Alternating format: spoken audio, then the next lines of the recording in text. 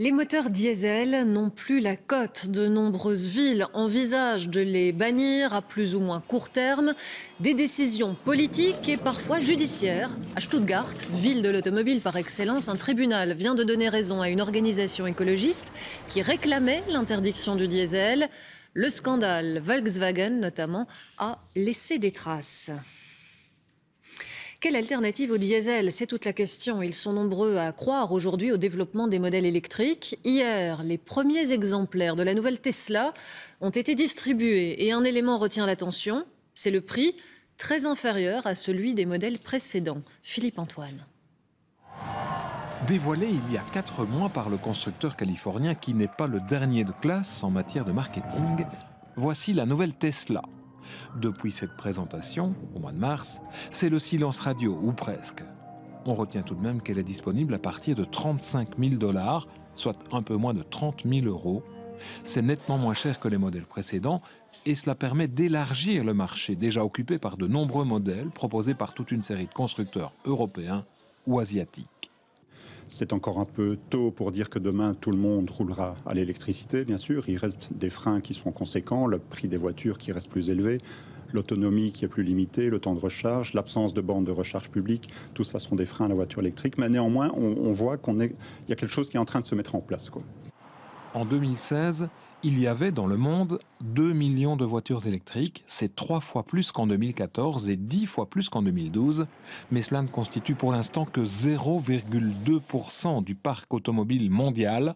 L'objectif fixé par les accords de Paris est de 100 millions en 2030. Tout le monde ne va pas rouler en électrique d'ici 2030. La voiture électrique ne convient pas encore à tous les types d'usages. Je pense à un représentant de commerce ou à un délégué commercial qui doit faire des longues distances sur sa journée. On voit bien que c'est impossible de le faire en voiture électrique. Néanmoins, l'électricité pourra satisfaire un grand nombre d'utilisations, je dirais. Quelqu'un qui a des trajets réguliers entre son domicile et son lieu de travail, aller-retour de 60, 100, 150 km, il pourra très bien le faire en voiture électrique à très court terme.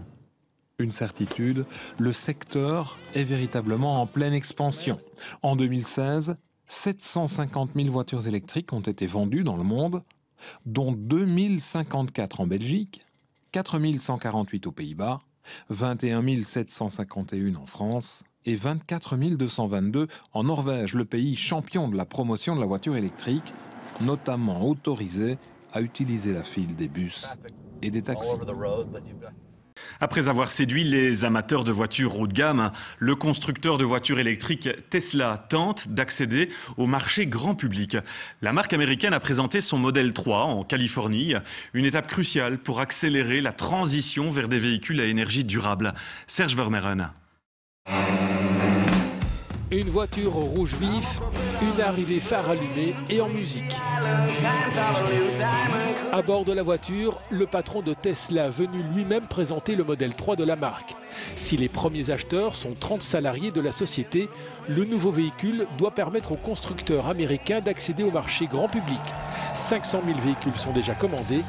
Le patron prévient ses employés avec humour. Notre plus grand défi pour les 6 ou 9 prochains mois est d'augmenter fortement notre production de voitures. En fait, notre rythme de production va devenir infernal. Bienvenue en enfer. Plus petit, le nouveau modèle entièrement électrique dispose du système de pilotage automatique qui le rend partiellement autonome. Un écran de commande tactile est installé à la droite du volant. La voiture a une autonomie de 350 km et le modèle de base coûte environ 30 000 €. Avec ce modèle, Tesla veut accélérer la transition de notre monde vers l'énergie durable et devenir un constructeur de grande série. La production devrait atteindre 5 000 exemplaires par semaine.